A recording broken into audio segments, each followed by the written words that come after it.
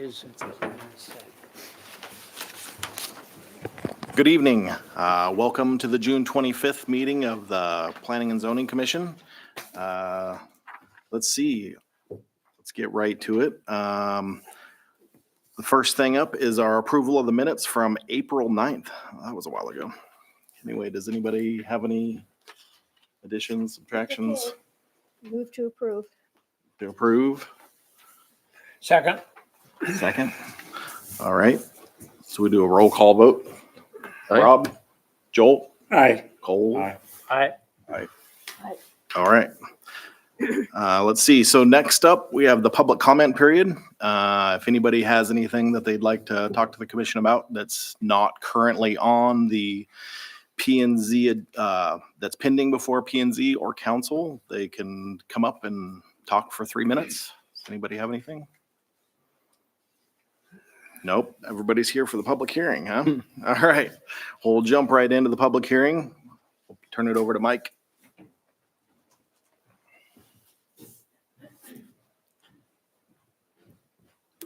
Thank you, Mr. Chair, Commissioners. So before you tonight, we have the Woodbury First Edition Major PUD amendment, as well as preliminary replat. And quite a bit of history as part of this application. So the presentation before you tonight is pretty lengthy. So please bear with me here. So this is the subject property highlighted in red, center of your screen, Woodbury First Edition. Got Slonaker Drive heading into the property from the south. You can see the kind of first phase of a larger master plan community, but you can tell the road layout as well as the parcel layout from our parcel map here. This aerial is a little outdated by a few years, so it's about 15 houses which are various stages of construction currently within the subdivision.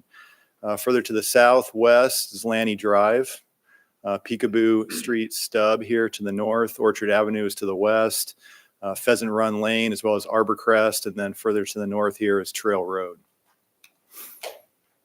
The applicant is Winston Company LLC, and they're proposing a major PUD of the existing 21.73 acre Woodbury First Edition subdivision to increase the number of lots from 79 to 107, ranging from 715 square feet to 22,250 square feet in size.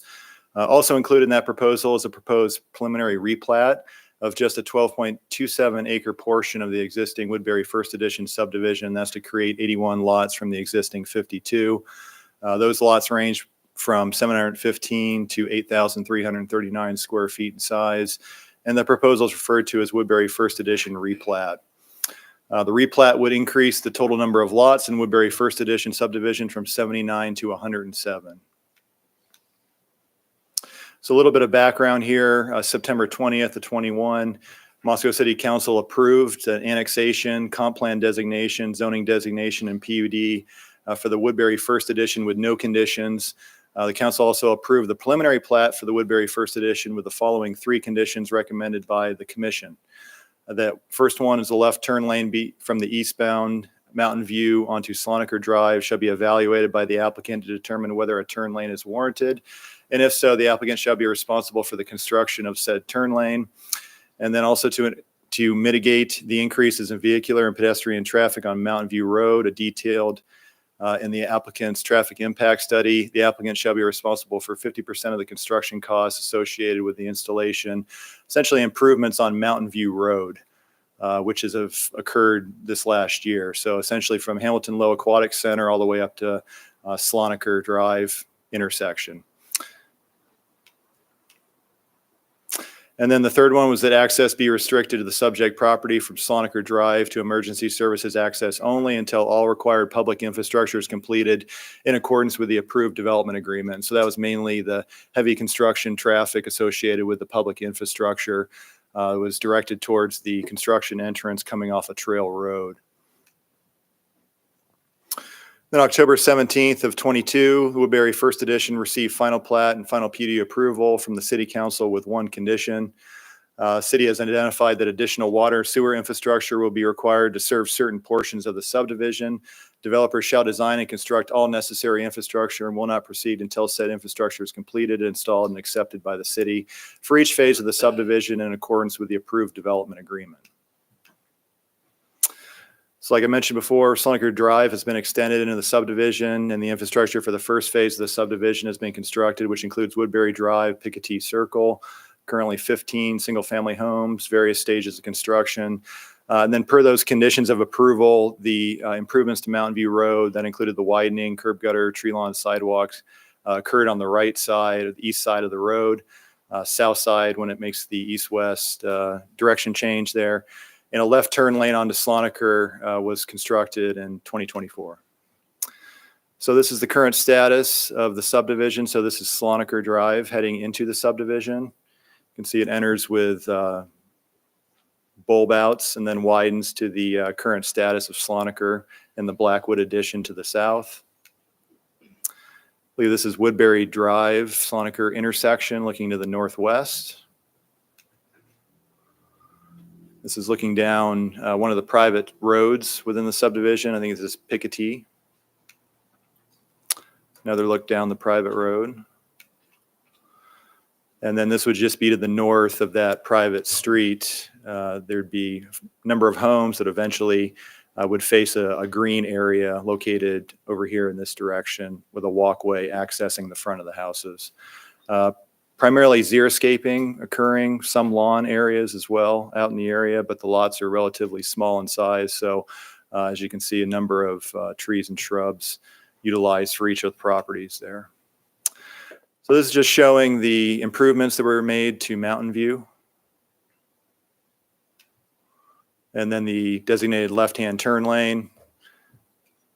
So you can see already of that width, when this was constructed here to the south, it would just require striping in order to install that improvement. So the current comprehensive plan land use designation that was adopted is auto urban residential, is primarily the yellow designation there. Suburban commercial is the pink designation, and that's just areas around the Central Park area. So intended to be the core of the development there. It's about 1.13 acres in size for the suburban commercial designation. So looking at auto urban residential in the comp plan, it's intended to contain predominantly single-family detached homes on lots ranging from 7,000 to 11,000 square feet in size, more isolated from surrounding uses, which may require residents to rely more on automobile transportation. Generally looking at areas anticipated to be developed for low to moderate density residential uses, densities between 3 to 6 units per acre, could include a combination of single-family, twin home, and townhouse residential dwellings. And then it points to appropriate zones, R1, R2, or R3. In this case, it's R2 zone. Suburban commercial tended to provide local neighborhood commercial services in a manner that's compatible with residential neighborhood environment. Lands appropriate for this designation include areas close proximity to higher density residential development, intersections of collector arterial streets near residential development. These developments include designated areas, should include building scale and design standards, most appropriately zone neighborhood business. Brings us to the zoning configuration of the area. So that suburban commercial is neighborhood business there. You have the R2 zone. All this property here is within the county, designated as ag forest. Property, Lanny Drive, Slonaker with the Blackwood addition, Tamarack. That's the R1 designation. And there's a portion, Farm Ranch, Orchard, transitions to other various zones, R2 zone with the Highland Drive area here to the west. So uses permitted in the R2 zone, really single family district, also includes market community gardens, group childcare facilities, and public parks and rec facilities. The minimum lot size, 7,000 square feet. Minimum lot width is 60 feet or 50 feet for alley access. Neighborhood business zone, really a wide range of commercial uses. So it does allow residential uses above or behind commercial uses on the property.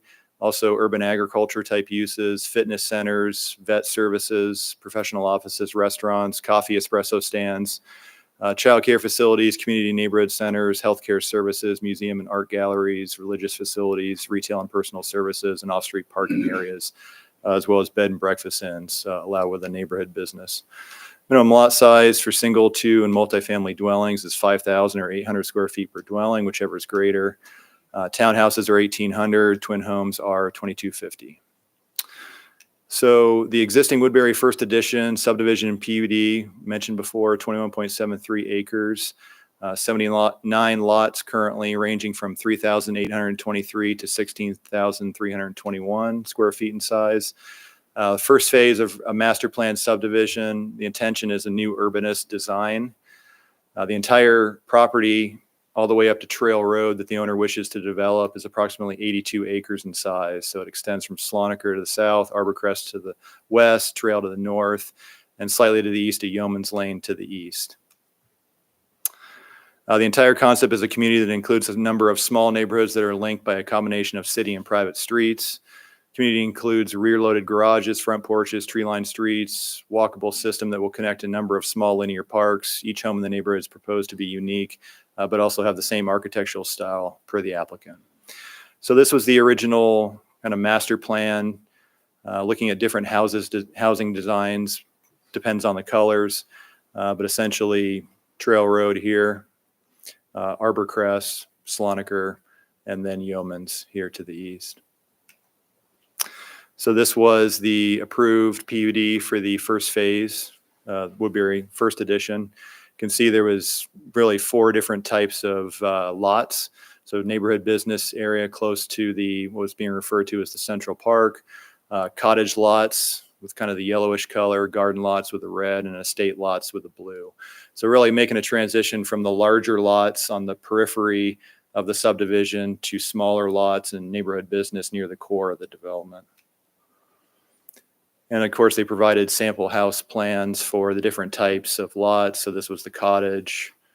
This was the floor plan, about 1,400 square feet. Garden lot, a little bit bigger, 2,700 square feet. Estate lots were the largest, and that model is 3,400 square feet in size. So the applicants indicated that they wish to make some changes to the existing subdivision and PUD in order to construct houses which are more affordable. One way of doing that without affecting quality is to decrease the size of the lots, decrease the size of the dwellings, which are constructed upon the lots, and allow a variety of different housing types. The applicant's therefore proposing a major PUD amendment to increase the number of lots from 79 to 107. As part of that major PUD amendment, the applicant's also requesting that replat of a portion of the subdivision. The replat proposal will increase the number of lots from 81 to a total of 107. So that brings us to the areas where the applicant's proposing to make some amendments. We'll first start, so this is the Central Park area.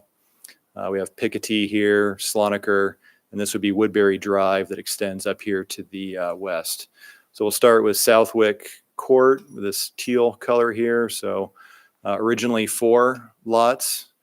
This is proposed to be 9 now with an internal common parking area. So dividing the existing 4 into 9, which contain 1 detached single-family dwelling per lot. 3 bedrooms are proposed, which are 1,152 square feet in size, contain 1 bedroom. And then 6 dwellings, which are 1,536 square feet in size and contain 3 bedroom, are proposed. So a little bit of a mixture. All of those dwellings in Southwick are proposed to be 2 stories in height and will surround a common parking area. 13 spaces are being proposed as part of this. So 1 parking space per dwelling, and then 4 additional spaces to be assigned. So that comes out to 1.5 parking spaces per dwelling unit. Typically, our code requires 2, regardless of the size of the structure. So if you had a 5,000 square foot house, it'd be 2. If you had a 900 square foot house, it'd be 2. So just because of the size of the structures here, the applicant's proposing to have that reduced to 1.5 spaces per dwelling unit.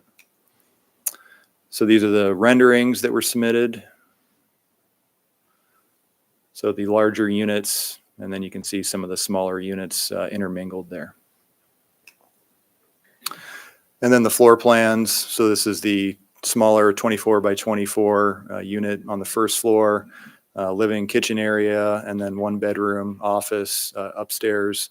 And then the larger 2-bedroom units, actually 3-bedroom units, sorry. 24 by 32, so this would be the first floor, kitchen, living area, 1 bedroom, bathroom, and then 2 bedrooms, bathroom on the second floor.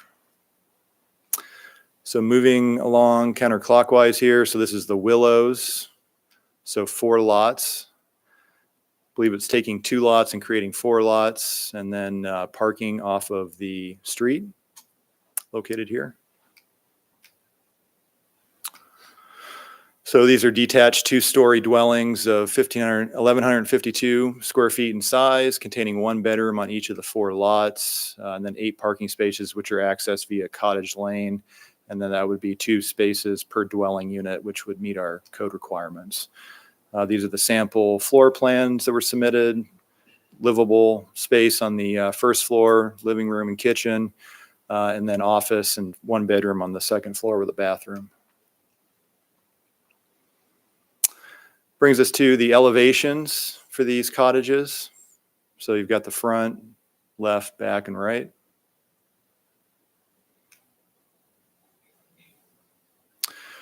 Brings us to the Central Park townhomes. So these are located with essentially property frontage on the central green space here. On Cottage Lane would provide rear access to these properties. You can see they've shifted to a townhouse. So essentially they're referring to these as townhouses. Per our code, we would call these twin homes. So townhouses typically are 3 or more attached dwelling units. They're on individually platted property. These are 2 attached dwellings, but the applicant's referring to these as townhouses still. So that's what I will do. We have townhouses that front the Park Place, and then these are being referred to, they're smaller houses. Could be either a garage or a small unit. They're referred to as mews by the applicant. These townhouses on the east side will have 2-car garages on each of those lots. So the proposal is to divide approximately 7 lots into 14. The 8 larger townhouse units will each share a common wall with another dwelling unit. Each townhouse unit contains 2 to 3 bedrooms, will range from 2 to 3 stories in height, approximately 2,160 square feet in size. The townhouses and the mews on the west, obviously referring to as, small houses, referring to them as mews. They're approximately 1,000 square feet in size.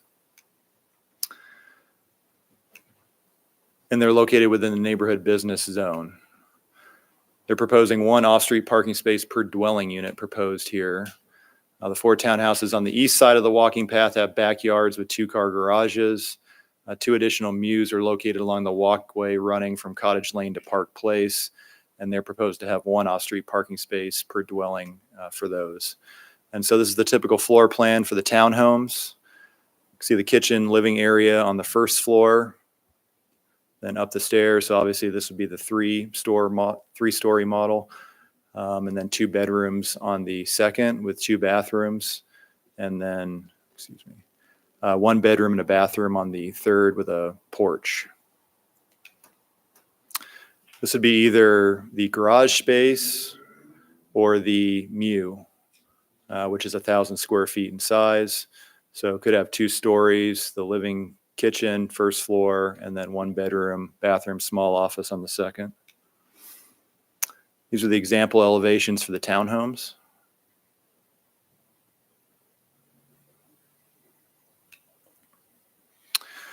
Finally, moving on to the town center. So this is all this is neighborhood business zone property here.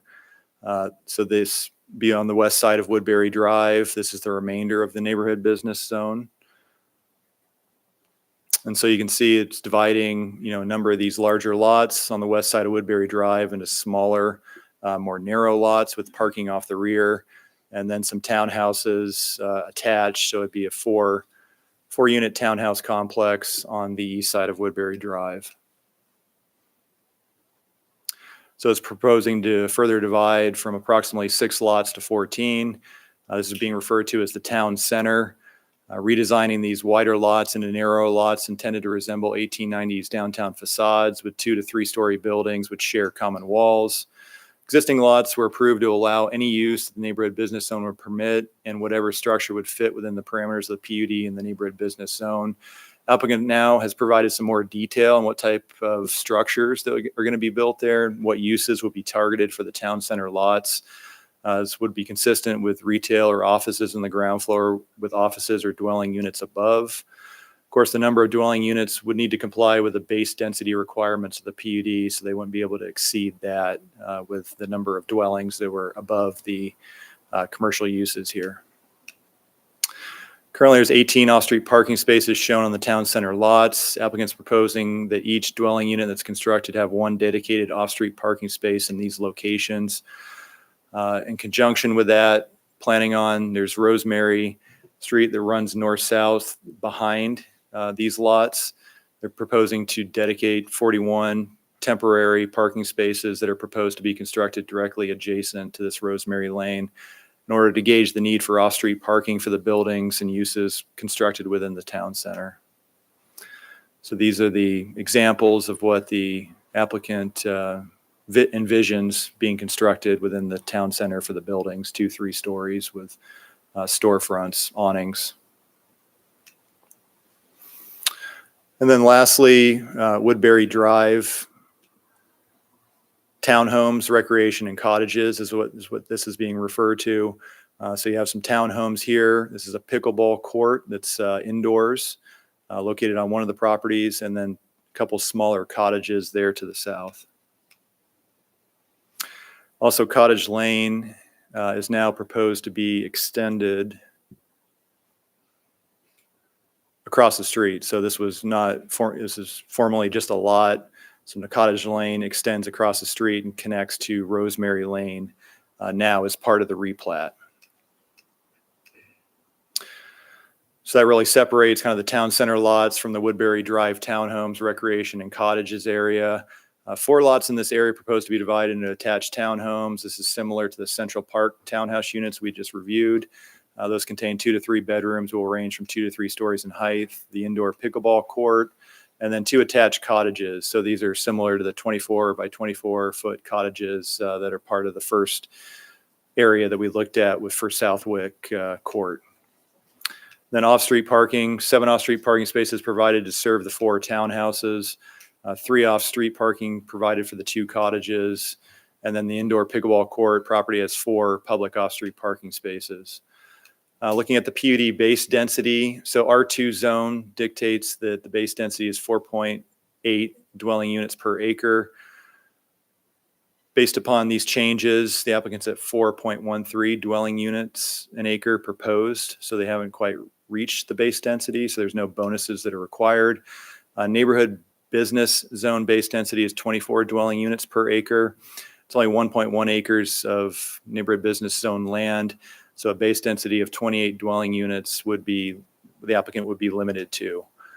They've proposed 21 lots in neighborhood business zone, which would limit them to a total of 28 dwelling units. So that would be their limiting factor if they were to construct dwellings above some of the neighborhood business commercial uses.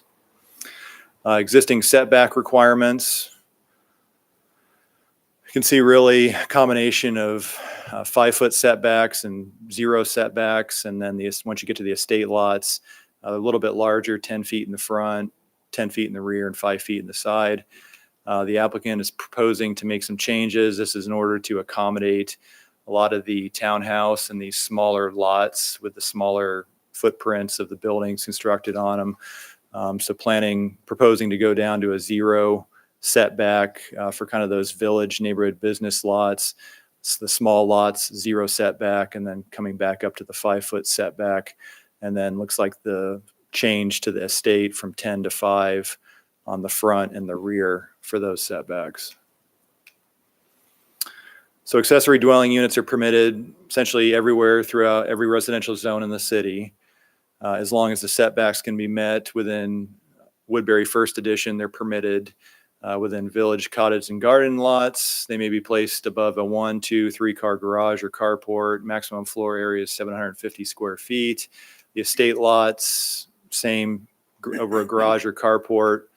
They may be independent as well, and the maximum floor area is 1,200 square feet. They currently require 1 additional parking space. The applicant's not proposing any changes to this, except for the fact that proposing that only ADUs over 600 square feet be required to provide 1 additional space. So if the ADU's under 600 square feet, they're proposing to have no parking requirement. So eliminate the 1 additional parking space. for that size of an ADU. So looking at the public parking, applicants provided kind of an on-street, off-street parking plan. The on-street is provided on both sides of Sloniker Drive and on only one side of Woodbury, Park Place, and Ashton Lane. Estimating that the number of on-street parking spaces is about 130 in the first phase. The public off-street parking spaces are proposed to be reduced. So previously was 25, proposing to reduce that to 7 from what was proposed formally. But they are dedicating 41 temporary parking spaces to be constructed adjacent to Rosemary Lane, like we had discussed, in order to provide public parking for the town center lots. So the intention there is to monitor the usage with the goal of increasing, sustaining, or reducing off-street parking in the future phases. Staff believes we're comfortable with this approach as it will provide a gauge of the actual parking demand in the area, and more off-street parking facilities could be recommended to be constructed in future phases of the development as that moves on. And this was the parking at a plan that was submitted. You can see those 41 temporary spaces that are located here.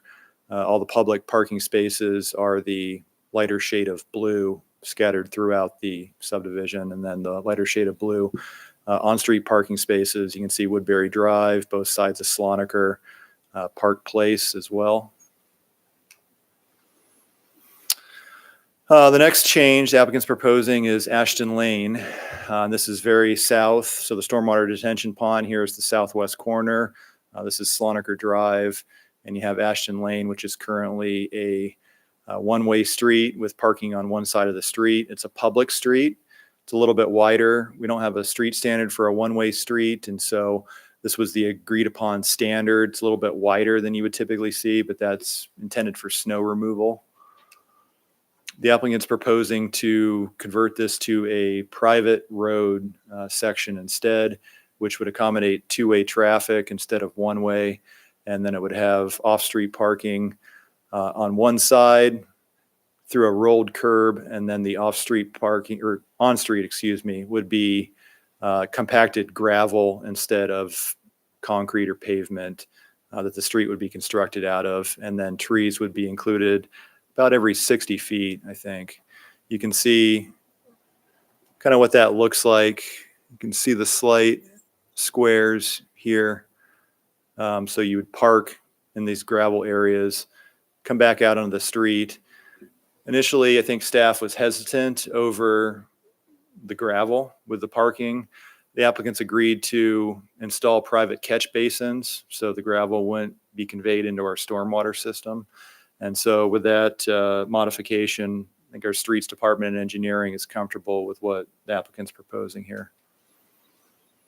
And then Northern Woodbury Drive road section, as we're going into the town square and it's a more urban environment, the applicant's proposing to eliminate the tree lawns and essentially just have a wide urban sidewalk with trees and tree wells located every certain distance, and then just a wider urban sidewalk on the east side as well.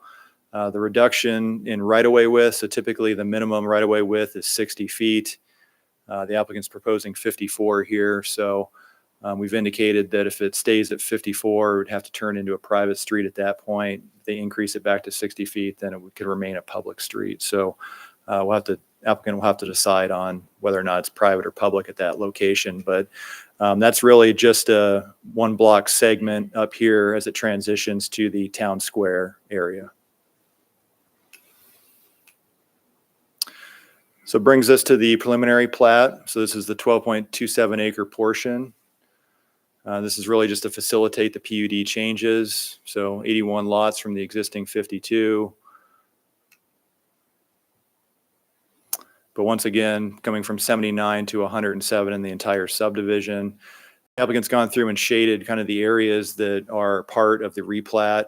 Maybe this area down here, just because Ashton Lane is being proposed to be reduced from a public street to a private street. So the width changes, and that's really the purpose for the replat, what's necessitating the replat within this area. And then you transition up all these larger areas that were proposed to be divided into multiple lots. And so this is all included in the replat area. And then to the east, There's just a same number of lots. There's 4 lots here, but just proposing a adjustment to the property lines. This is on the east side of Slonaker. Brings us to the kind of street configuration of the area. So this is our thoroughfare plan. You can see Trail Road is designated as a minor arterial. Mountain View is a minor arterial as well. Lanny Drive is a collector intended to continue here and connect further to the east into Mountain View. Typically, collectors have bike lanes and two-way traffic. During initial planning phases of Lanny Peekaboo Estates subdivision, the applicant subdivision developer wanted parking on street, and so that's why you see the 10-foot multi-use path on the south side of the street, was to accommodate the pedestrian and bicycle traffic that you would typically accommodate through bike lanes on a collector street. And then Orchard, running north-south, is a collector as well. So Slonaker is constructed to a prior street standard, 34-foot wide paved section, 2 10-foot travel lanes, curb gutter, tree lawn, sidewalks on both sides of the street, as well as parking. There's also the emergency secondary access and construction entrance has been extended to Trail Road. Then, of course, future phases are going to connect to Arborcrest, Trail, and Yeoman's Lane. Woodbury Drive is our typical 28-foot street section, public road, with parking on one side of the street. And the private street section throughout Woodbury is really our alley standard. So it's 16-foot wide pavement and then 2-foot gravel shoulders on either side. So that's maintained by a homeowner association.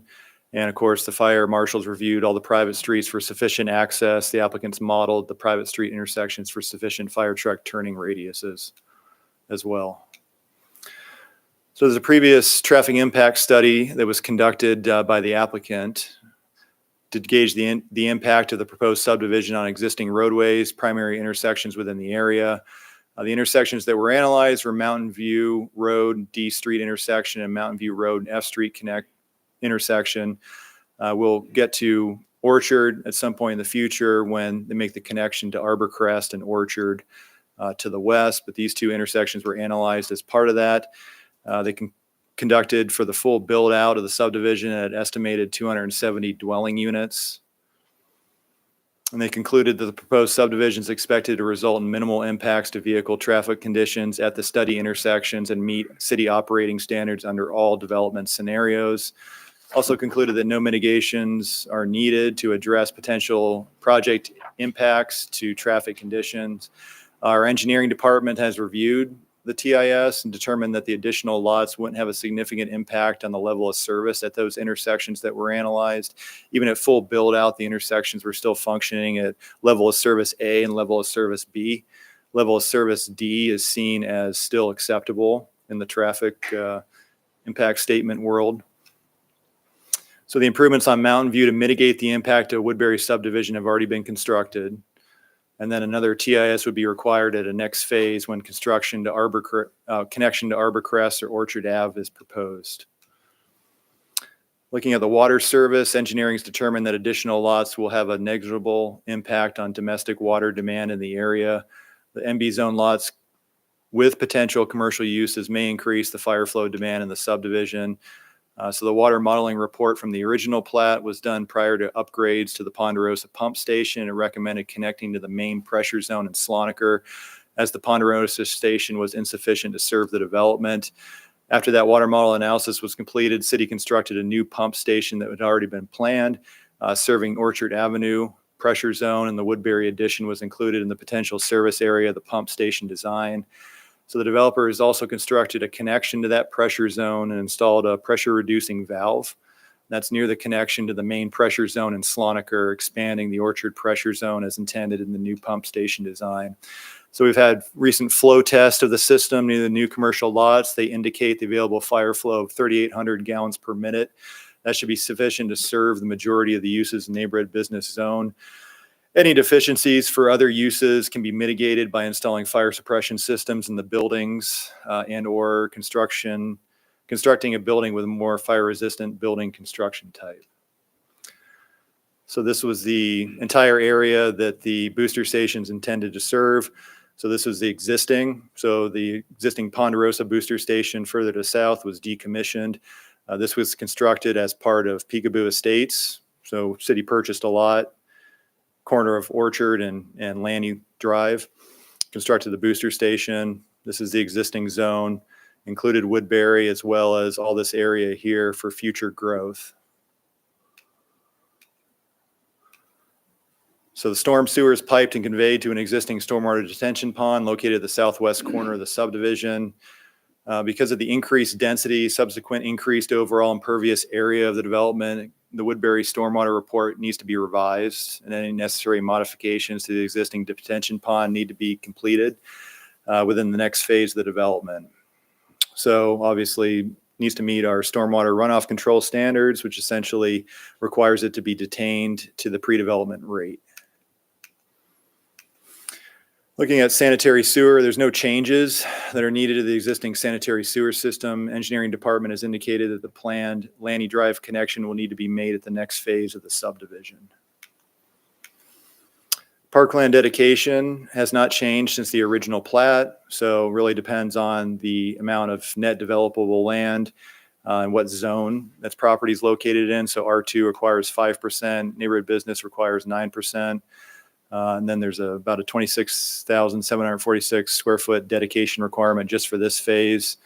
The applicant had previously submitted a letter proposing to defer the parkland dedication for phase 1 to phase 2 for the entire subdivision. So they have it planned kind of on the southwestern portion of the property, more of a natural area comprised about a little over 3 acres. And a 1.14 acre area that totals 4.2 acres of open space that will include grading, detention basin, and a 10-foot wide gravel pathway provided by the developer. So it's anticipated through the Parks and Rec Department that the dedication requirements for the entire subdivision would be about 2.3 acres plus or minus.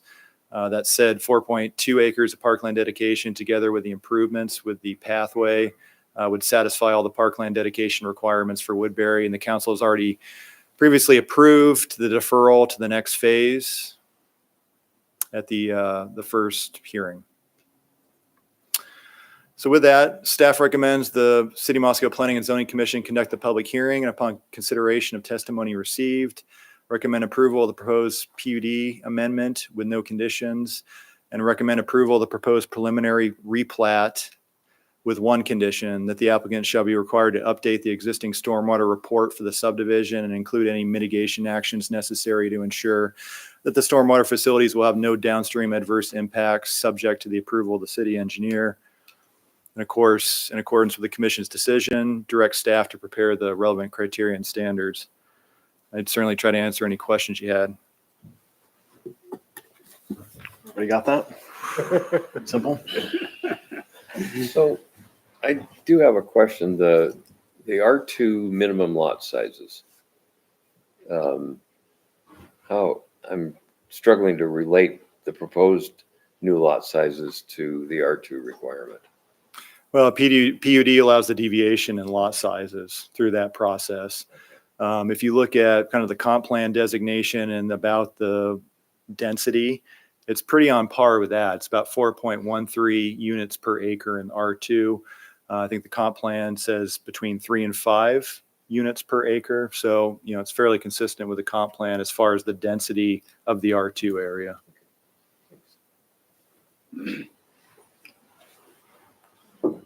else have any questions for Mike?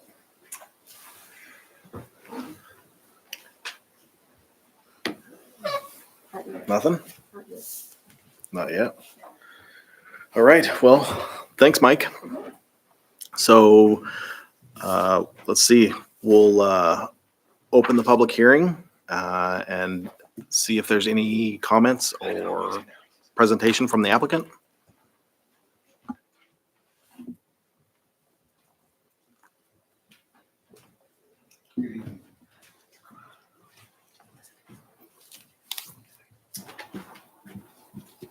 Mark Wentz. I live at 1004 Dairy Lane in Moscow here.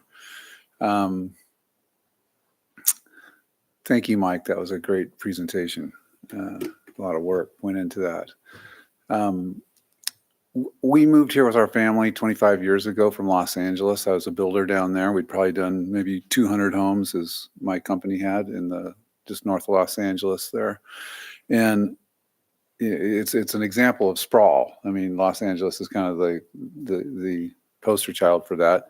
And I took a great interest in new urbanism and you know, how can our cities be better? I mean, it was just sort of a thing on our side. I was a builder and developer, and and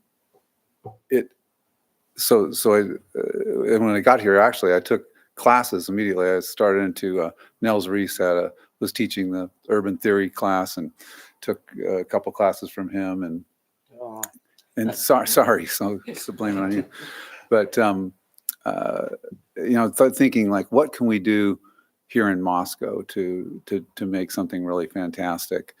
So the opportunity just didn't arise until you know, maybe 5-6 years ago. It looked like it was the right time. The property that the trails had was available, and so we went to work on it. So what we've done though in the last 5 years is really just go around and look at other projects that have been done like this, and pour ourselves into trying to make it really special. So some of those things, as you know, are just, you know, getting rid of the garages on the front of the houses, putting in alleys, shady lanes, the things that we enjoy right here in like Fort Russell. Thankfully, Moscow has a code that accommodates some flexibility. The basic code is a lot like most cities, you know, which if you just take the easy path, it kind of gives you the common post-war subdivision. But the PUD option, you know, is creative, and so we're really thankful for that. We think it's going to give us a fantastic neighborhood that is an addition to Moscow that it can be proud of, and we feel like we owe it to Moscow, because when we got here, we just love the city and the way it's developed. So it's what we owe to our neighbors and to the city. All of this takes kind of a constant detailing and curating and improving along the way. I mean, you kind of have a plan for what you're going to do, but a few years later, you realize, you know, it needs to be adjusted and improved. And we knew that we would be doing that along the way. So if we get this approval, there's going to be, you know, we're going to kind of creep forward and learn as we go and make adjustments. So we'll be back, I'm sure, again, with not on this property, but as we expand it and try and improve it. So that's about it. We're happy to be here and answer any questions that you might have. Great. Thank you. Okay. So Oh, yeah, we're not supposed to ask him a question. Okay. yeah, you can. Sorry. Do you want me to ask him? It's okay. I think Nels had a question for you. I kind of rushed it along, so my bad. Don't usually sit here. Well, I was just curious about, it's been nearly 5 years since we've Right. first presented, and some things have changed in our country in the last several years. And I was just wondering if you would, in general, talk about the things that have guided to this increased density. In other words, what Good question. market changes, if you could generalize about them. Right. Yeah. I mean, we saw this huge cost increase that happened after through the pandemic. I think that there was, obviously there was materials that got all kind of, took advantage of it and just needed to make adjustments. And on top of that, there was inflation happening that was real, that caused materials to go up. But I think labor also had not taken a big adjustment really since the 2008 debacle. Fine, you know, I mean, it had taken a dip. So many people got out of my age, got out of the construction industry at that point because it was just so bad. But I don't think the industry realized just how short on labor it was. And it started to grow until like 2017, 2018. It was starting to be felt, and then boom, you know, when the pandemic happened, there needed to be an adjustment in labor prices too. It just had been suppressed for a long time. So that was taken along with materials and inflation on top of that, and we just had like a 50% increase in housing. Our margin is less now than it was before. I mean, as a builder, Rich can probably tell you that it's very thin out there. It's not the developer builder that's making it. Just really costs more. So as a result of that, what we felt like we could do, we didn't want to lower our quality, but to lower the price, we just had to make, you know, we were just trying to make the same house smaller. And it's hard to do. I mean, but below about 1,500 square feet, it's you can make it smaller, and it doesn't cut much off the price. It's strange. But the suite, you know, so you might get down to like, so we're trying some 1,150 square foot houses, but I think the affordable house is probably in about 1,500. That's about the sweet spot. Is that? Yeah, Answer. that's good. I'm just, I'd like to think that it'll come down. I don't, you know, I mean, but I don't think the gypsum suppliers and, you know, anyone's going to cut. I think the adjustment's been taken, and this is the new reality. yeah, we've all been in a little bit of shock at various shifts that have happened in these since 2021 when we first, Right. when you first came before us. So it's just something for us to keep in mind. Thanks. One other thing I would like to say, we're working with the city. I mean, we collaborate on this. I know you know that, but I mean, you're a partner in this, in that you work with us. The city's been really good, you know, from the planning department through the public works and everything like that. Fantastic to work with. But we really consider it a partnership. Thank you.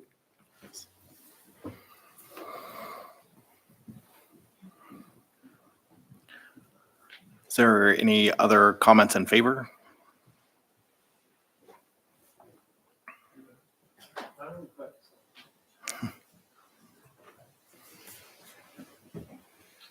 Hello, Scott Sumner, 106 South Hayes, the development engineer for the project. I've worked with Mark for about 6-7 years now.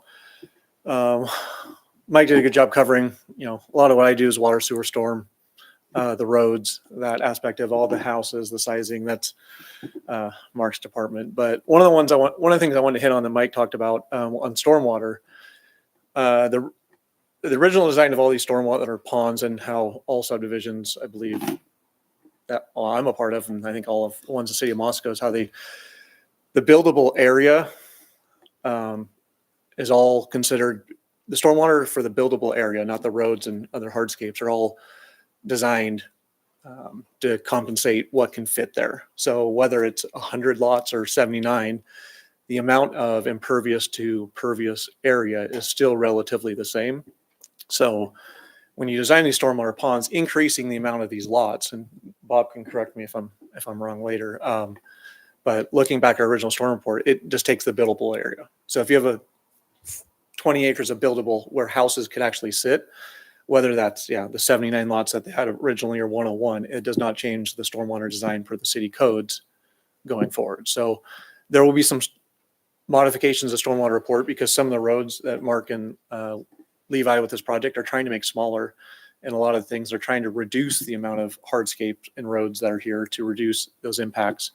So there will be some modifications to the stormwater report, but we don't anticipate having major modifications to that. So I just wanted everything else I think Mike covered with water, sewer, storm, and roads. So that's really what I wanted to say.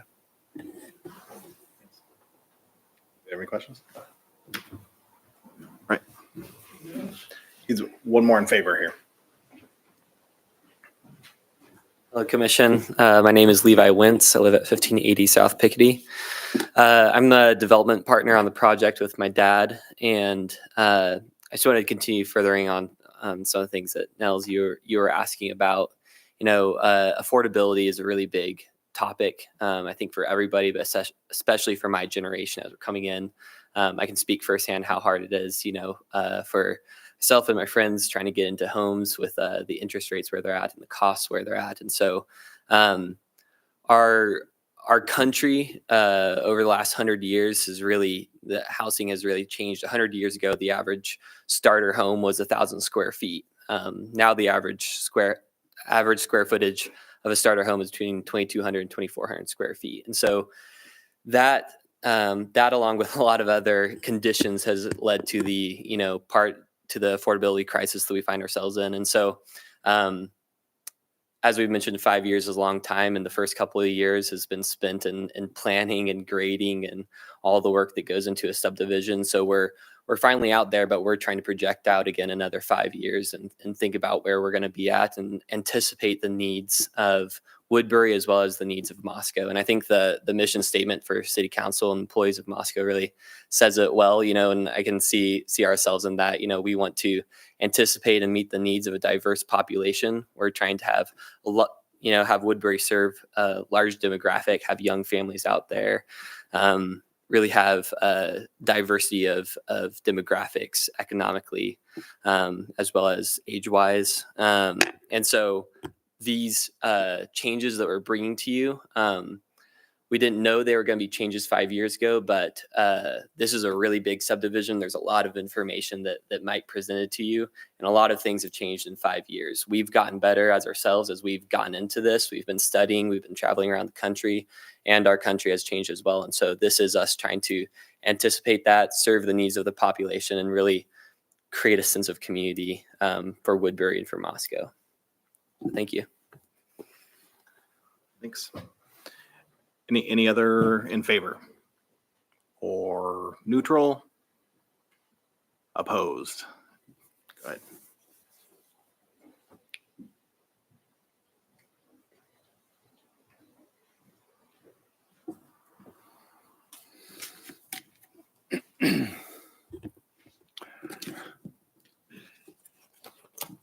Thank you. Planning and Zoning Commission. David Hall, 605 Indian Hills Drive, Moscow. You have a traffic impact study, and I think there should also be an aquifer impact study for all of the proposals. I briefly want to repeat my concern with our declining aquifer and Moscow's acceptance of all growth with an apparent no apparent regard of aquifer water it may draw. Specifically for this proposal and the update, it's likely that the increased number of houses would increase the amount of water drawn, at least for housing and perhaps for the landscaping as well. There is guidance on the amount of water use that the city should use from the groundwater plan that I provided before. I didn't bring that again here today, but I think the study of the aquifer use is very important. The city is mining the aquifer and is allowed to temporarily, but we have to keep an eye on that and keep on top of it. Thank you. Thank you. Any questions? Are there any against, opposed, any more people? I was just asking if there's any more opposed that want to speak. One more coming up. Come ahead. Thank you. First thing I'd like to ask is, can time be seated? I don't know who I asked that to, because I believe this might take a little bit more than 3 minutes, what I have to go over. I think 3 minutes is the limit. I don't know. I think that's just to kind of try and keep everybody as much time Okay. as possible. So Then we're going to have to make this fairly let's do quick. it. Okay. All right. My name is Dave Lamets. I live at 1515 Lanny Drive. So this came to my attention at the first neighborhood meeting. During that meeting, it said this was the plan all along, and we've heard this over and over tonight. He also made the mention that this was just a formality, that this was already going to be approved. So in the original presentation in August of 2021, and then in the council September of 2021, it said existing water system has adequate potable and fire flows to serve the area. That's a quote directly from the presentation that was given. Existing sewer system is adequate to serve the additional flow. What does existing mean? The legal definition, existing means something that is currently in effect, operational, or in a place at a specific point in time. Essentially, it signifies that something is not just a concept or a past event, but something that is currently recognized and in force. The Ponderosa Booster Station was not in effect at that moment in time. The existing water system, as you can see, was not adequate, and neither is the sewer system. Okay. $2.5 million the city spent on that Ponderosa Booster Station, which includes everybody in this room that was a citizen who had to pay for that. Okay. A year later, September 22, Mr. Wentz is notified of potential issues with water and sewer. Why did it take a year? Why did it take the city of Moscow a year to identify these problems when it was approved at the get-go, said existing was going to happen? This gentleman went into a development costing him millions of dollars, stating that they could provide existing water and sewer. I don't think that's fair to that man right there. If I were you, Mr. Wentz, that letter that gave to you that talks about the sewer at Thatuna and Juniper needing to be replaced, I'd go back to tell the city, no, you told me existing was, hang on a second, existing sewer system was adequate for the additional flow. I'd make them pay for it, not you, sir. So looking at the documentation, one thing that in my letter, I talked about the neighborhood business, the fire flows. That's been addressed. So I appreciate that, Mike. That needed to be 2250. I believe you stated in your presentation it was over 3,000. Has anybody contacted the pump manufacturer? Because it also states in the HDR letter that the pressures to meet that would have to run at maximum. So has anybody contacted HDR to see about the manufacturer being able that fire pump to handle that? As a sewer, if you look at the map in the comprehensive plan, there's 3 more areas of concern. They're operating at 79 to 85% capacity according to the comprehensive plan. Sorry, I'm trying to hurry. Yeah, your time's up, but we really appreciate your comments. We did get Okay. your written testimony All right. as well. Well, during that time, since the comprehensive plan, there's been 300 additional hookups. So what are those operating at now? 75 to 89% capacity. What are they operating at now? Stormwater. I filed a records request. There's been over 700 to 1,000 photographs and videos that were supplied to me by the city of Moscow. Those videos and photographs are now at DEQ. One thing that I would like to address in my original letter. I'm going to have to cut you off. We just have to get, I mean, I really appreciate everything, but we have all sorts of other people that would like to speak. Thanks so Thank much. you for your time. We did get your written testimony as well. Thank you. Does anybody else have?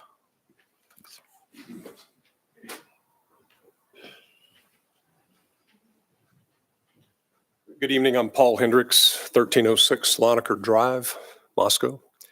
I'm curious to know if various departments within the city of Moscow ever communicate with each other. Because if you were to go right now and look at every annual report from the city water department, pretty much every one of those reports has some concern about water use water conservation. There's all kinds of incentives to use less water. Yet this commission continues to approve developments. And it says also in the documentation or the reports from the city water department that 70% of the water use comes from inside the house. So even if the lots are small and the landscape is xeriscape, 70% of the water use is inside the house. Now that's from a city department. Yet it seems like we're talking at this meeting about adding more density to a development that's already been approved. Wouldn't it be a great way to conserve water if you denied this? I mean, it makes sense to me. You know, he's got his development. It was approved, you know, in the last go around. And again, there were concerns there about water use. I would also like to point out that just like the last meeting, the only 3 people that spoke tonight in favor of this, of approving this replat are people that are economically tied to this development. I don't have any interest in the development. I'm not going to make a dime off of it, and I oppose it. But the 3 people that did vote for it are, just like last time, yet you approved it.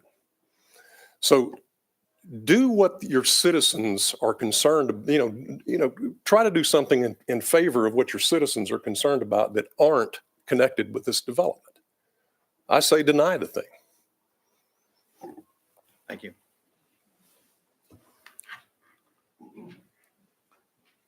Does anybody else?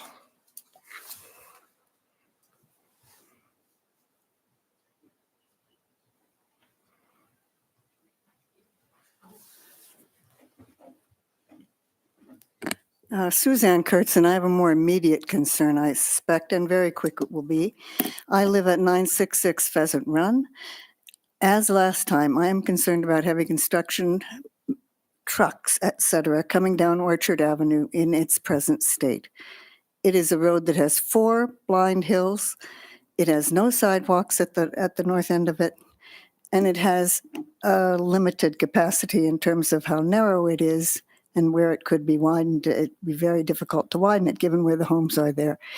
If you intend to bring construction materials down that road now, because you have said on your screen, you commented, that stipulation that it only come down Slaniker has been now removed because apparently all the heavy construction for infrastructure is done with.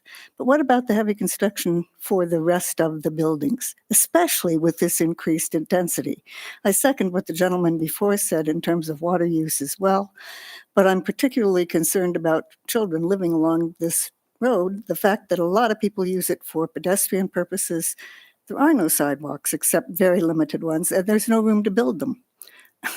So I'm not sure where you are running the construction material in, but I am concerned with that much more additional development.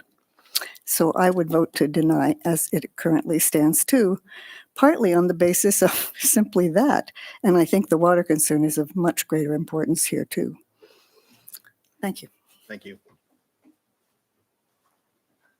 Melissa?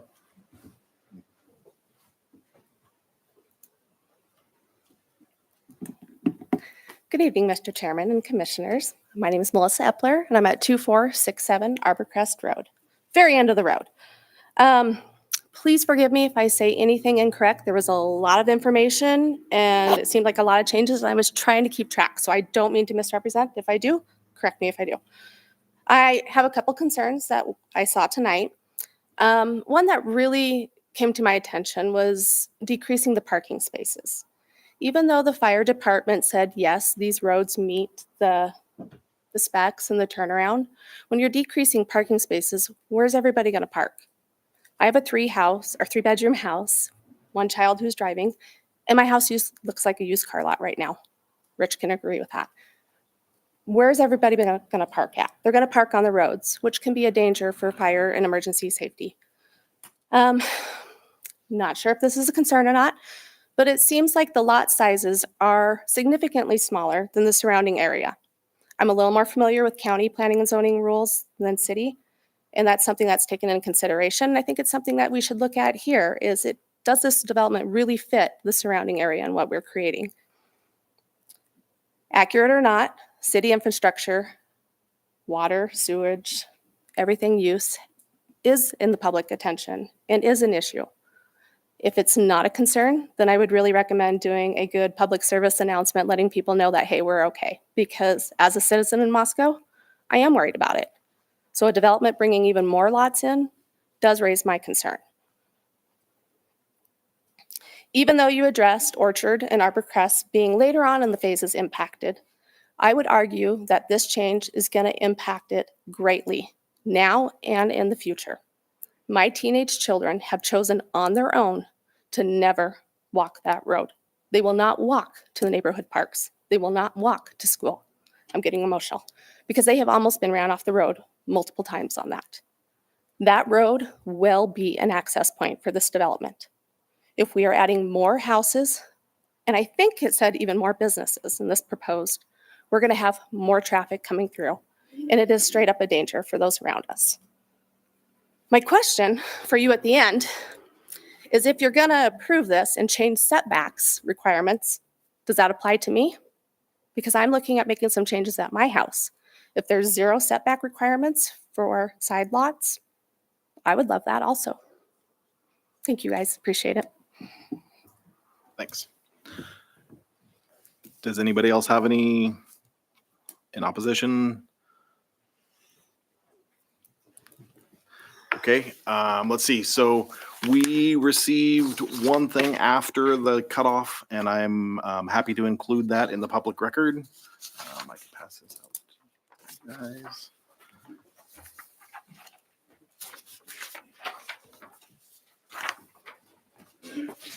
We could just include that in the, was that Mike? From Ms. Cheney. For Ms. Cheney, yes. Yeah, that actually was received within the out of the 5-day period. So we had included it. I'd sent it to everybody, but yeah. Okay. It's accepted. We'll for the just record. include it in the record. Yeah. Then the applicant is able to rebut the. Yeah. So if you guys have any rebuttal to any of the testimony this evening, feel free to come up and speak.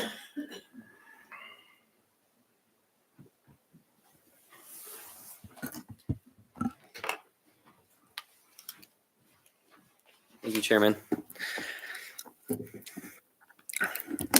are no doubt, concerns with the development of this size, and there are concerns that we've shared as well, and we've paid attention to this for the last 5+ years as we've been working on it. And so, the first one that's come up, the first time and this time is water. At our initial approval 4 years ago,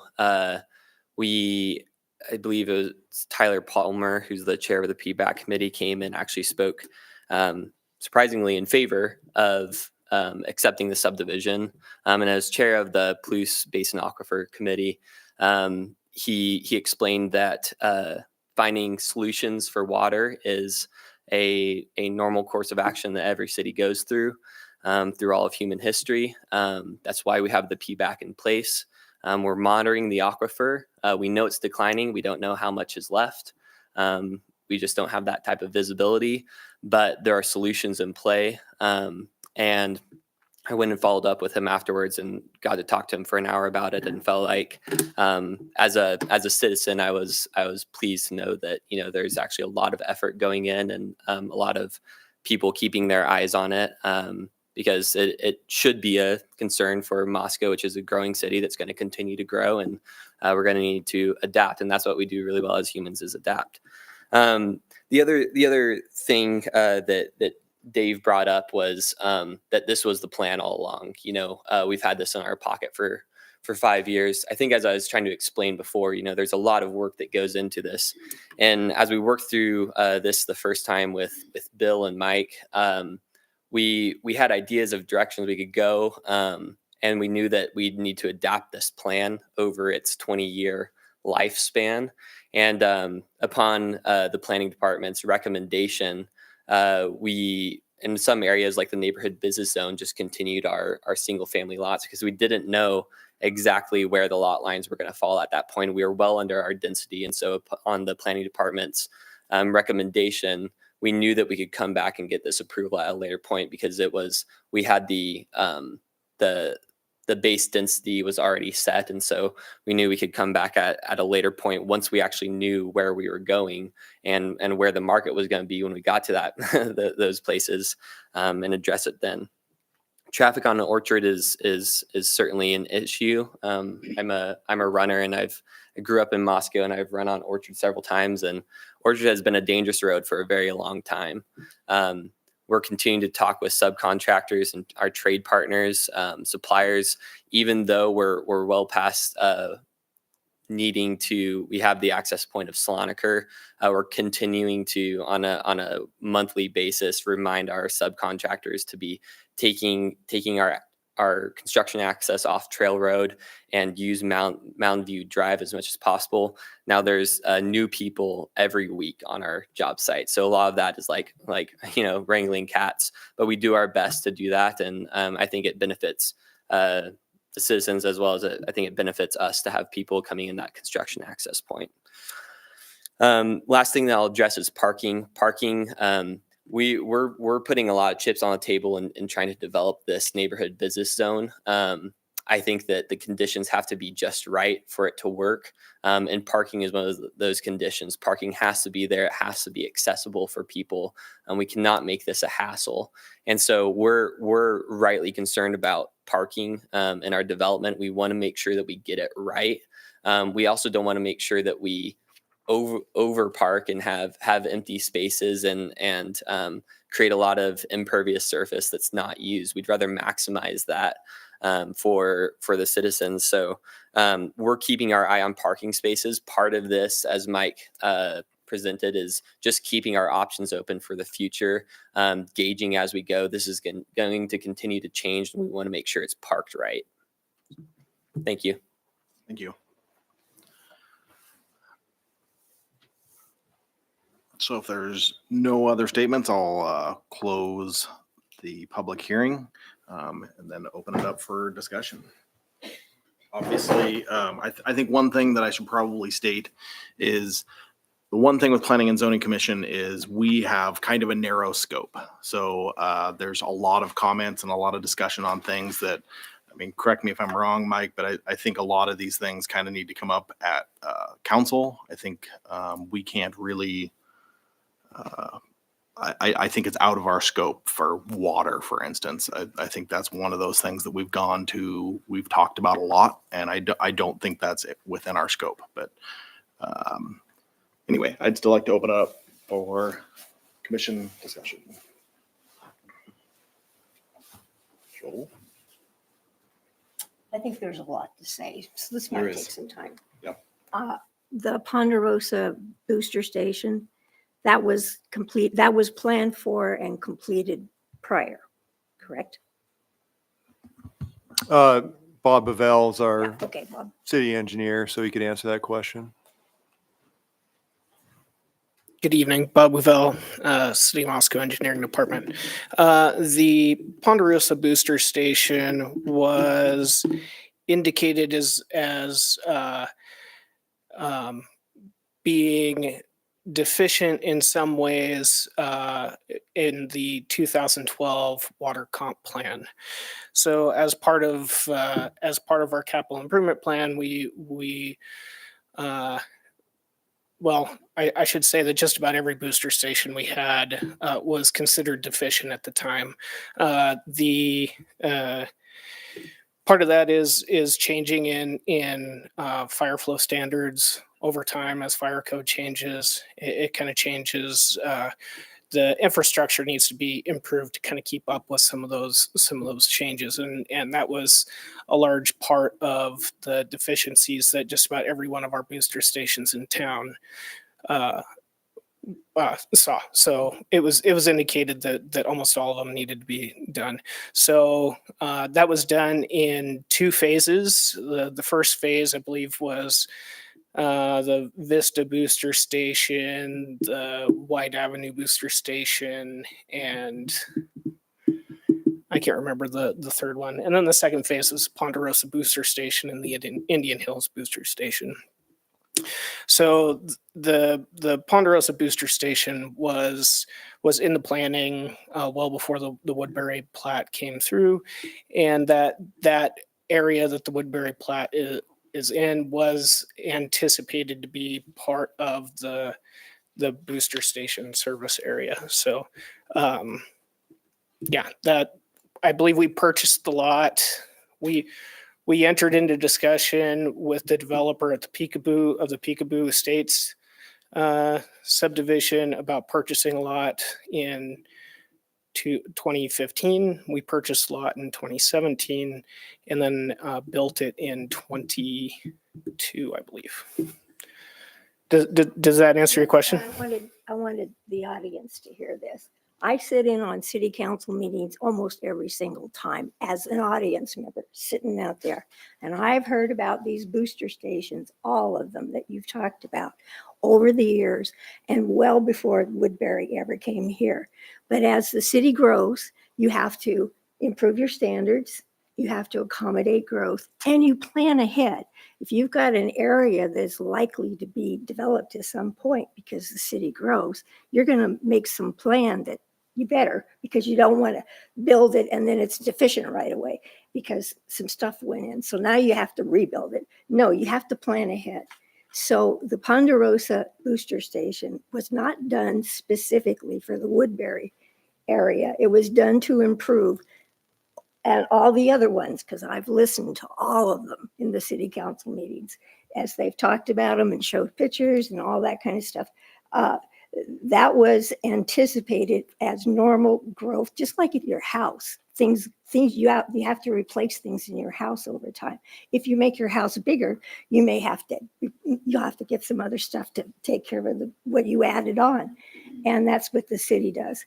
So I just want that clarified, and I think citizens normally never hear any of this stuff. Unless you're going to go to a lot of council meetings, you're not going to hear it. And so it's an opportunity to try and explain that a little bit. And fire codes do change over time. ADA standards change. So now we have curb cuts. We didn't used to do that at the intersections. All those kinds of things are planned for in capital funding and are projected out. And so also the booster station. So it wasn't preferentially done for Woodbury Estates. It's part of normal planning and normal growth and normal standards that every city has to do. So I would like that understood. Thanks. Thanks, Victoria. Point number one. Thanks, Bob. Do you have a point number two? Anybody else? There's more points, but other people can speak too. The water is always a painful issue for us, and I think you said it exactly right. We're so limited in our scope that it's not something that when you come to us and say we're deficient in our actions because we haven't considered it, we have, at least to the extent that's within the scope of our power. The other thing that I think is maybe even more important here is in this environment and in a changing environment and a changing financial environment, the developers have to stay flexible. Well, I think it's important for the community to stay a bit flexible too. And I think to the degree that we have the ability, we need to understand that some of that flexibility is appropriate. So I don't have an issue with them coming back after 5 years, the first 5 years of a 20-year plan, saying we need to make some adjustments here, as long as they're reasonable, rational adjustments. So I think that it's appropriate.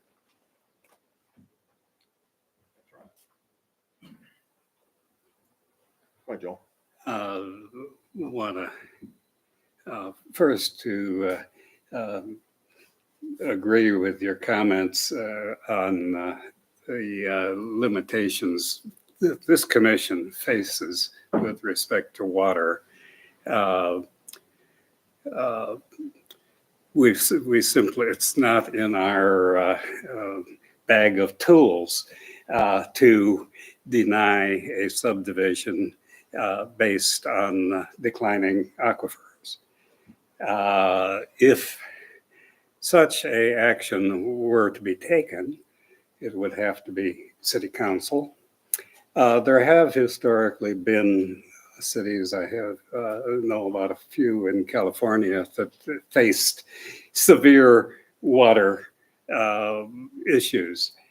And basically, they made a moratorium on all new connections. We can't favor one and curtail another. I doubt that we're going to do that. I also want to agree with some of the comments I heard tonight talking about Orchard Avenue. I live on Orchard Avenue, and I've lived there for about 50 years now. Actually, about 40-some years ago, Orchard Avenue went from a gravel street to a paved street. I was very irritated at the city of Moscow proposing to put sidewalks on only one side of Orchard Avenue. So I appeared at public hearings to oppose the proposal. So what happened is that they put me on the Planning and Zoning Commission. So, but yes, I hear the comments about Orchard Avenue. It is it is experiencing additional traffic. It's always been experiencing additional traffic since it was a gravel street. The local area down around where I live actually paid for a public utility district, basically PUD, LID. to pave and to put in sidewalks and so on. I paid in part of my taxes for a number of years for upgrading Orchard Avenue. That remains a option. We rarely, as a city, use PUDs, but if people are concerned about the lack of sidewalks in certain areas, there is a tool available. So in general, I am in favor of what is being proposed, in spite of the fact that it will result in increased traffic by my place. Thanks, Joe. Anybody else have anything else? I do. Yeah. Go ahead. Yeah. Nels can Go ahead, Nels. First. As Moscow, what's the future of Moscow? And obviously there are a number of things that are involved in that future. Probably if we don't grow some small percentage, we could just decide to try and die. Let's get rid of the university. How many people are in favor of making sure no new students come to the university? If you want to talk about the broader picture. Frankly, for quite a few years, we weren't getting new students. And recently we've had a few. Our sense over the last years, I've only been here for 45 years this time, so that's the time that I've got to pay attention to it. But we've grown at less than 1% every year. And while there are 2 developments in town that are reasonably large subdivision developments, we don't see, we don't have the kind of money that the greater cities have, where people come in and build 100 houses in the next 2 months, you know. No, we're not doing that. We can watch Woodbury or out on, we're growing on both sides of town, actually, not just on one side. I don't think we're growing more than that percent. That less than a percent is a pretty reasonable growth figure. Boise Valley grew at 3.5% for something like 40 years, maybe still, and that's unmanageable. It absolutely is. And you can see what, if you think about traffic, all you have to do is go to Boise and drive around the suburbs, and you can see it. So I'm not fearful of. I watched both of the subdivisions that came to us in the last, 5 years. I've been watching them carefully, and you can count the houses that are 1, 2, 3, 4, 5. It's not that dramatic.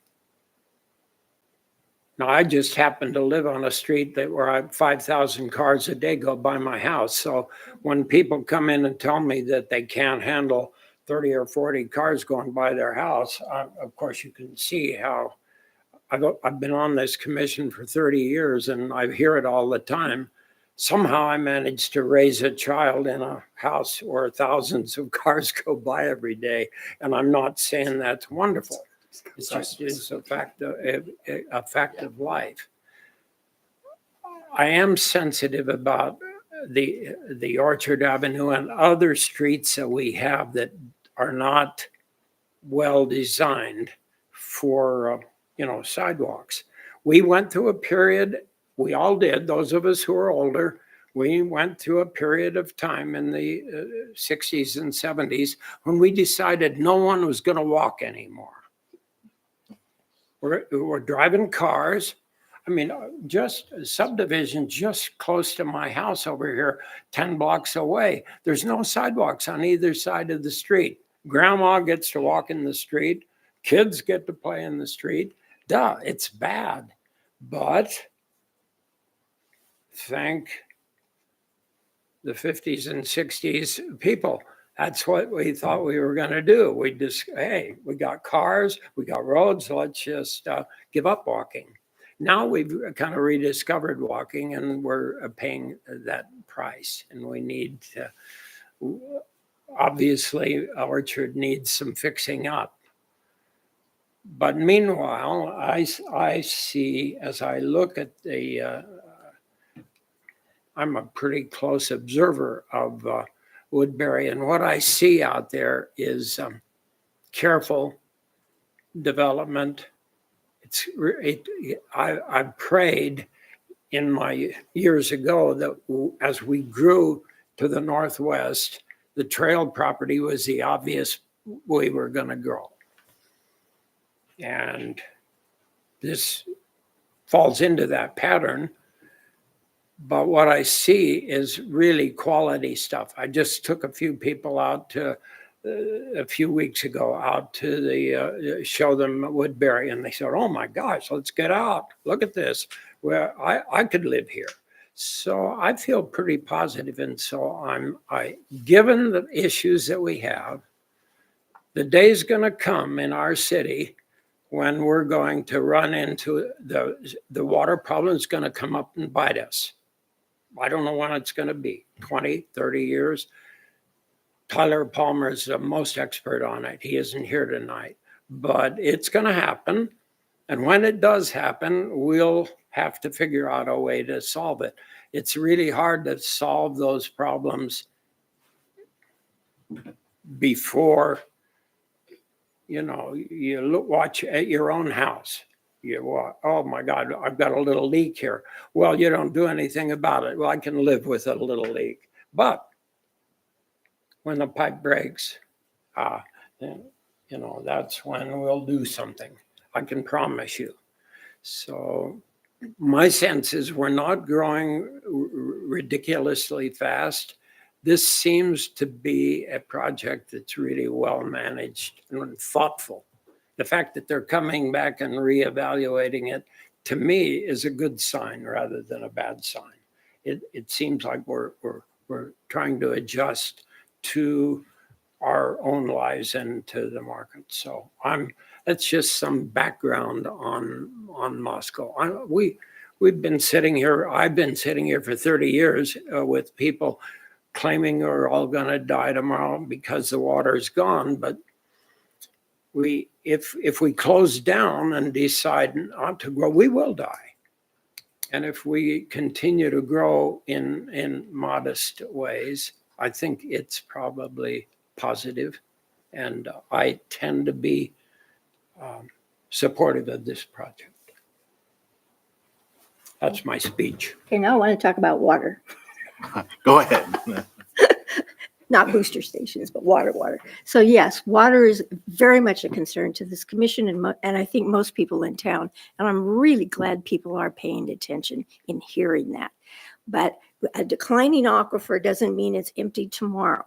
And this city has been proactive in doing studies, the whole PBAC, Police Basin Aquifer Project, of looking ahead and they're estimating that within 50 years down the road from when they started, so it's been a few years, maybe 10, I don't know, not more, they started planning and looking for alternate water sources so that when we get to that 50 years or 40, if we're good, maybe we'll get to it at 40, we'll have more water. In the meantime, it's not empty tomorrow. These houses aren't all built tomorrow. The city will grow.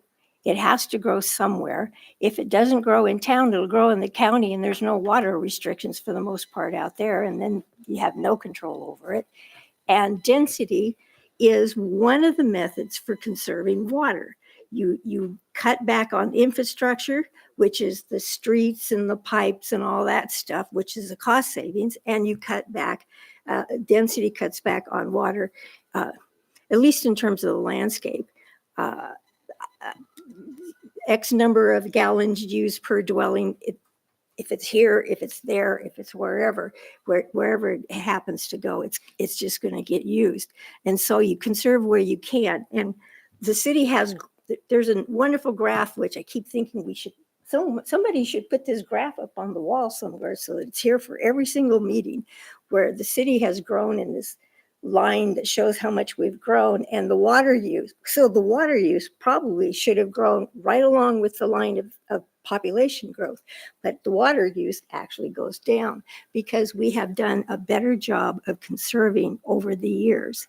And we will continue to do that. One of the ways you conserve is a development project like this. This is an example of good use of land, conserving land and conserving water use. It's not what you grew up with, not what I grew up with. I have a knee-jerk reaction when I read, you're going to reduce the parking spaces. People complain about parking all the time. But then I look at it and it's like you're reducing the impervious surfaces, and that helps with the whole land and water use.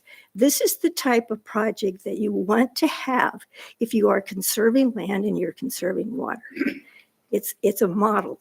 It's a sterling example of it. I don't know that it's perfect. I don't know that it's going to come out perfect, but it's certainly a step in the right direction. I'm glad people are concerned about our resources. Please be concerned about our resources. And it's terrifically, I wouldn't be here if I wasn't concerned about resources. That's why I'm here. I'm not here for development. I don't have basically a dime to my name, but this is the kind of thing that improves the situation. And because it's a new development, you get to plan this thing from the get-go. You get to do all the innards and try to get it to work right. It's really hard to retrofit.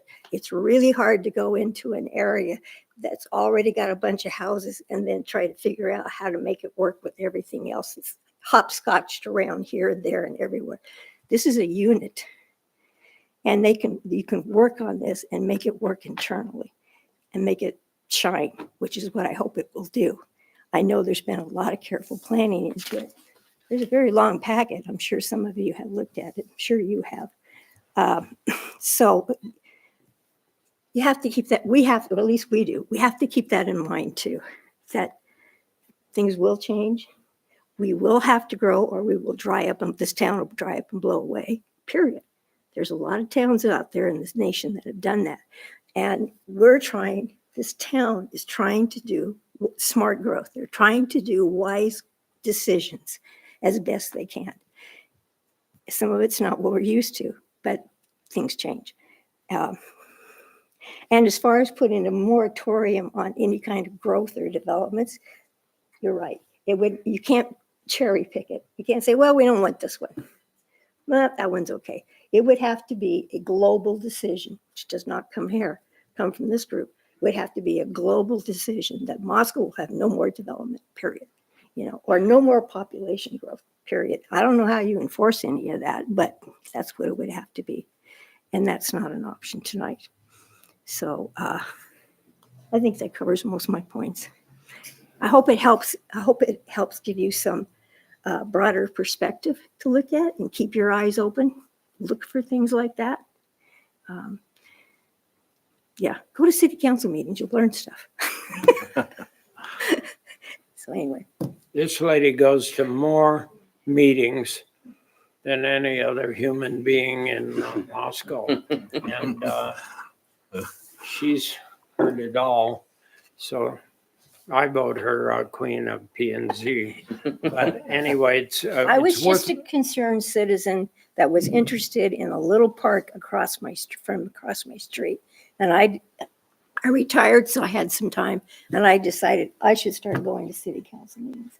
And then I decided maybe I should check out some commissions. Maybe I should check out the Urban Renewal Agency. So as David goes to many meetings and has in the past, there are a few of us out there who take the time. And that was a point, was how do all these pieces fit together? I don't know how they all fit together yet, but you go to a lot of meetings, you start seeing a pattern, you start seeing how they work. Well, thank you, Victoria. We appreciate it. Does anybody have any other comments? I think I'm done. Done? Yeah, All I right. can speak on forever. And these people would go home. Well, what do you think? Anybody have a motion? I move to approve as presented with the we didn't have any, what were the conditions, Mike? Recommend there approval with no conditions for the major plan unit development amendment and recommend approval with the one condition for the replat. The conditions up there on the screen as recommended by engineering regarding stormwater. So move to approve as presented. And I second. Okay, well, you want to vote? Aye. Rob? Joel? Aye. Joel? Aye. Aye. All right, well, Can I make one more comment? sure. I read all this and parts of it made me nervous. I did not know I was going to come here and vote yes or no. I did not know. I needed to hear what was being said. So I mean, I used to think that way myself when I just sat out in the audience. That you think everything's pre-approved and rubber stamp and all that. It isn't. We do. We very much appreciate everybody's opinions and showing up. We really do. So, Mr. Chair, we also need a motion to direct staff to prepare the RCS document as well. So so moved move. to prepare relative. Criteria Okay. standards. Second. Second, all right. Yep. Aye. Rob, Joel, Aye. Joel, aye. Aye. So moved. Do we have anything else on that? Nope. Thank you for coming. Yes, thank you all. Go ahead. Question. Numerous times you've said your scope does not allow you to consider water. Ma'am, you would have to go up to the podium there. You come up to the podium. Is that okay? Yep, go ahead. So I think it's good. I think it's good to clarify some of this stuff. It's a little bit out and we hear this time and time again, and I personally like to educate people so they know Yeah, how and this that's- works. Yep. I'm Ellen Johansson. I live on Slonaker Drive. The statement was made several times that your scope is such that you can't consider the water. Can you explain that? Like I'm not I should not probably be the one educated, to what your explain this. scope is. Who's the Rich, best to Rich, can explain? I chime in? Yes, please do. I appreciate the question. And so I think what you were alluding to is the fact from this state now it will come to us as council where we can weigh in more directly on water and kind of the parameters by which this is kind of outside of their scope. And we will also have another public hearing when it comes to us on council, which will be probably in July sometime, maybe early August. So you can talk about stormwater, but not like aquifer water. So can I? Go ahead, Ron. Well, I think, Helen, good to see you. The issue is that we don't have a criteria like an ordinance or a law to apply to the aquifer. We do with stormwater, we do with street standards, but there's no criteria that allows us to say, okay, the city ordinance on the aquifer says this is the limit. Okay. We don't have that. 'Cause Thank there's you. no ordinance that exists. Thank you. And anything that we would do has to treat all people equally. Yep. We cannot deny some people something and allow others to do the same thing. We have to treat everyone equally. That is, the few cities that have experienced a major water trauma have instituted moratoriums on further use. It affects everybody. Yep. So I'm going to move on. I appreciate everyone and what everybody has to say. We really are one city, and I encourage everybody to show up and speak your mind. I really do. So moving on to item 4, it's the approval of reason statement, relevant criteria. No, this is for the RV Oh, park. sorry. Did do that. Has everybody had a chance to review that? Yeah, There. looked okay to me. I Yeah. wouldn't care, but I didn't see any problems. Does anybody want to make a motion? I don't think we need to discuss. Make a motion that we approve the relevant criteria and standards. All right. second. Second. All right, let's start with you this time, Victoria. Aye. Aye. Else? Aye. Aye. Aye. Aye. All right. Motion passes. We're on to reports. How about Transportation Commission? That's easy. The last meeting was canceled, and the next meeting it will be on the second Tuesday of the coming month. And I have not seen an agenda yet. All right. Well, we look forward to hearing about that. So are there any other announcements? Mike, anything? None from staff, no.